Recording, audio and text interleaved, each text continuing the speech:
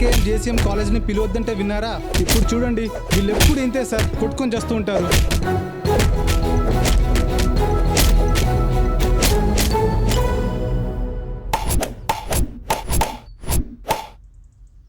అజయ్ గాడు వచ్చాడా? వాడు రాలేదురా, వాడి ఫ్రెండ్స్ ఉంటారు చూడు, వాళ్ళు వచ్చారు. మనల్ని అడుక్కు తినే కొడుకులు అంటున్నారా వాళ్ళు. చాలా గట్టిగా కొట్టారు రవికి.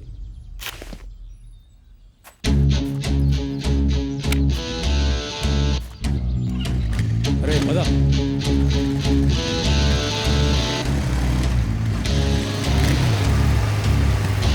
ఇక్కడే ఉంటారా వాళ్ళు.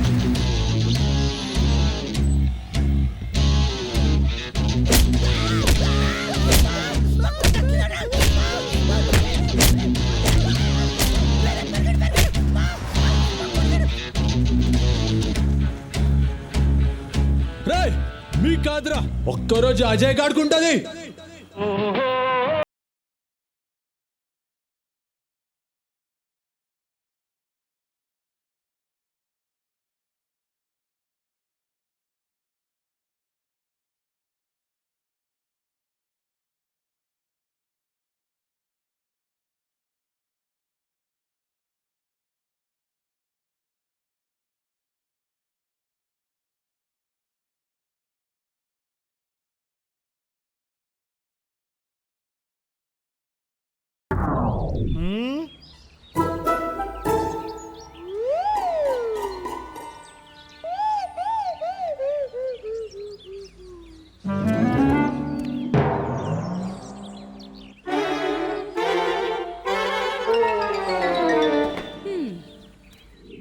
మలయాళ జ్యోతిషుడు వాడి గ్రహాలు బాలేవన్నాడండి. వారం రోజులు పోయాక రమ్మన్నాడు. అదిగో మాటల్లోనే వచ్చేసాడు. ఒక్క నిమిషం ఉండండి.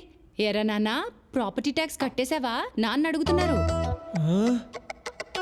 కట్టేశాడంటండి. ఎక్కడే? సైట్ లో పేమెంట్ కట్టినట్టు చూపెట్టట్లేదు. ఎంత కట్టాడు అడుగు. 4,000 ఇచ్చానండి. ఇదిగో డ్యూ డేట్ అయిపోయింది, ఇక్కడ పేమెంట్ చూపెట్టట్లేదు. వాడిని వెళ్ళి ఆఫీసులో కనుక్కోమను. తిడుతున్నారు చూడు. అబ్బా, మీకన్నిటికీ కంగారేనండి. వాడు కట్టింది నిన్నే కదా. ఇక్కడ కంప్యూటర్ నుంచి సింగపూర్ లో మీ కంప్యూటర్ వరకు రావడానికి టైం పడుతుంది కదా. అంత నా కర్మే. నిన్ను అడిగాను చూడు. అబ్బాబాబాబా, నాకు వంటింట్లో పని ఉంది, తర్వాత మాట్లాడతానులేండి. ఒరే నాన్న, ఇవాళ కట్టేశారా? సరే అమ్మా, కట్టేస్తా. అయ్యో, ఈవిడేమో మదర్ ఇండియా, వాడేమో సన్ ఆఫ్ ఇండియా. మేము మిడిల్ క్లాస్ అబ్బాయిలం టింగోరే. మేము మిడిల్ క్లాస్. చాయ్ చెప్పరా అన్న, ఒక సింగిల్ సైడ్ నాకు ఫుల్ బూస్ట్ డబ్బులు ఇడిస్తాడు. మేమే మిడిల్ క్లాస్ అబ్బాయిలం అవి ఇక్కడ కుమ్మేశాడ్రా.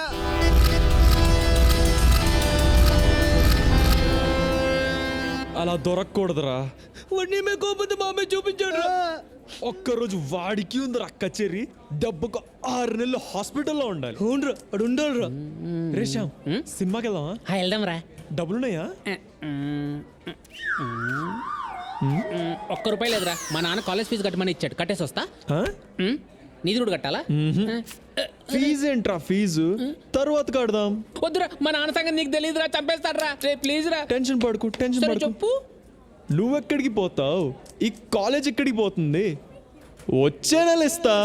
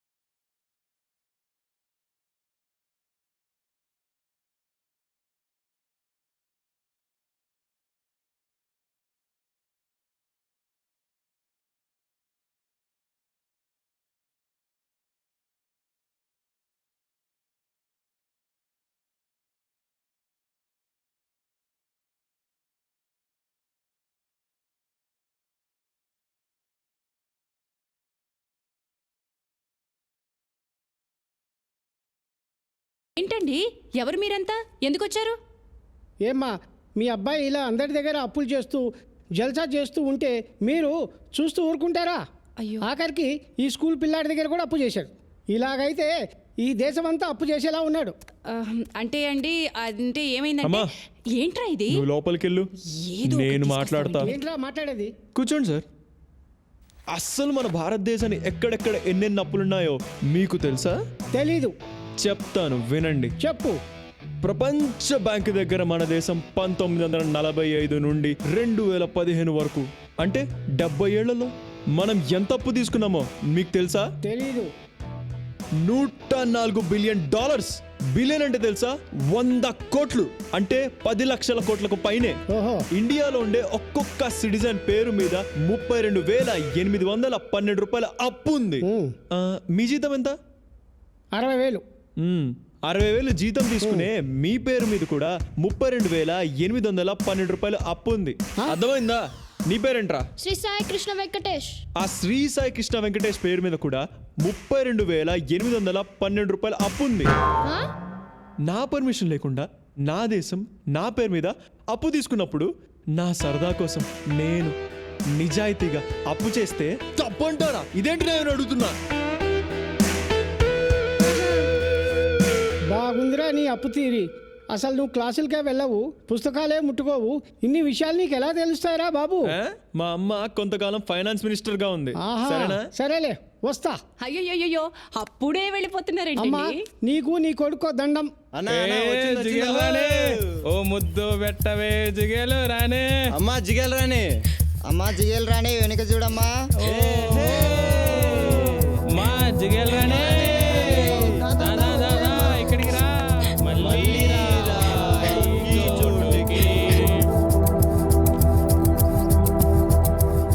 ఏమైందమ్మా? అక్కడ రోజు చేసే కుర్రాలు నన్ను ఏడిపిస్తున్నారన్నయ్య. ఎక్కడున్నారు? అదిగో అక్కడ మెయిన్ గేట్ దగ్గర ఉన్నారు. పద. ఒరే జిగేలు రాని వస్తుంది రే. ఏంట్రా మీకు ఇక్కడ పని? రే నీకేంట్రా ఇక్కడ పని? చాల్. అన్నా వేణున్నా నీ గురించి తెలియక చేస్తారన్న. ప్లీజ్ అన్న వదిలే అన్న. చెప్పు వాళ్ళకి ఇంకొకసారి ఇక్కడ కనబడితే చాల్. నేను చూసుకుంటాను. చాల్ చాల్ చాల్. అసలు వాడు చాలా చాలా డేంజర్ వాడు. పదండి పదండ్రా చస్తాం.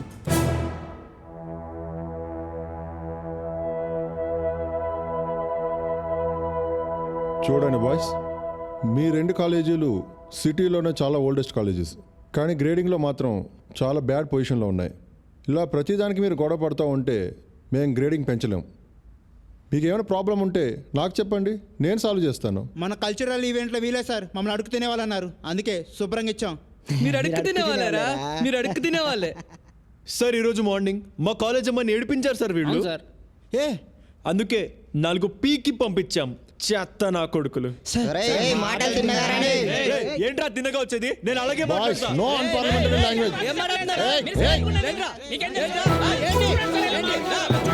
నేను ఇలాగే మాట్లాడతా. ఏం పీకుతావ్? ఏం పీకుతావురా? మీరండ్రా. రండి, రండి. చూసుకుందాం. రారా, రారా, రా, రా. ఏం చేసావు? రా, రా, రా. ఏంట్రా బాబు? బాయ్స్ బాయ్స్ చూడండి బాయ్స్ బాయ్స్ సైలెంట్. చెప్తున్నాను సైలెంట్ ఉండండి. అరే బాబు బాయ్స్.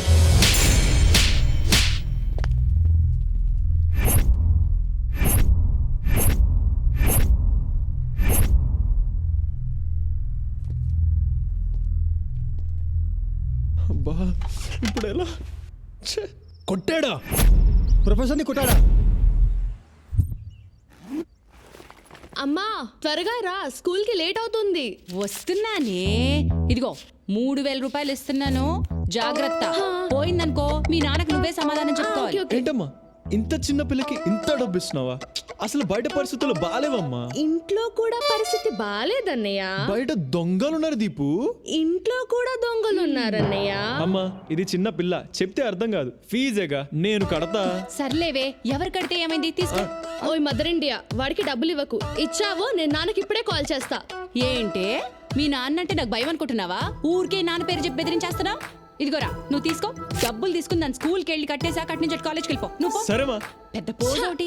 ఒరే అన్నయ్య, కొత్త జీన్స్, కొత్త షూ, ఐమాక్స్. ఎక్కడ చచ్చారా? ఏంటి దిబ్బు ఇది? ఫోన్ ఇవ్వు. స్కూల్కే కదా పదా.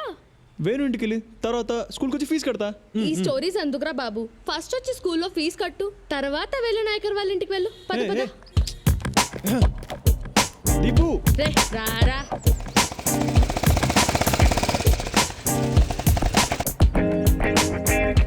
వెళ్ళొచ్చి కడతాను. లేదు నువ్వు రా ఫస్ట్. సరే చేయదు, ముందు చేయదు. సరే సరే నువ్వు వెళ్ళు, నేను వస్తా. రాకపోతే చంపేస్తాను. నువ్వు వెళ్ళు, నేను వస్తా.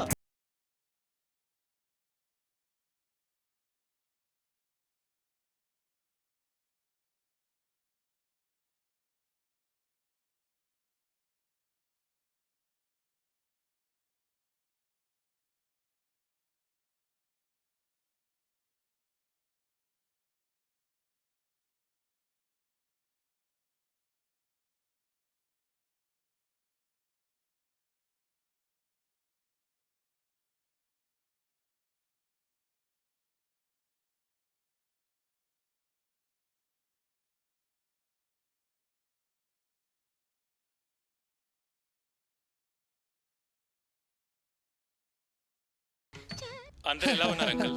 అందరూ బాగున్నాం విష్ణు. ఇదిగో ఆంటీకి ఇస్తున్నాను మాట్లాడు. సరే అదిగో నందు. నందు వచ్చింది, ఇస్తున్నాను మాట్లాడు. Hello, hi Nandu, how are you? I'm fine. మీరెలా ఉన్నారు? బాగున్నాను, కానీ అస్సలు బాగోలేను. ఎందుకు? అమెరికాలో ఉండి బాగా సంపాదిస్తున్నాను కాబట్టి బాగున్నాను. నీకు దూరంగా ఉన్నాను కదా, అందుకు బాగోలేను. మామయ్య నాకు ప్రామిస్ చేశారు, నీ స్టడీస్ అవగానే మనిద్దరికి పెళ్లి చేస్తానని చెప్పారు.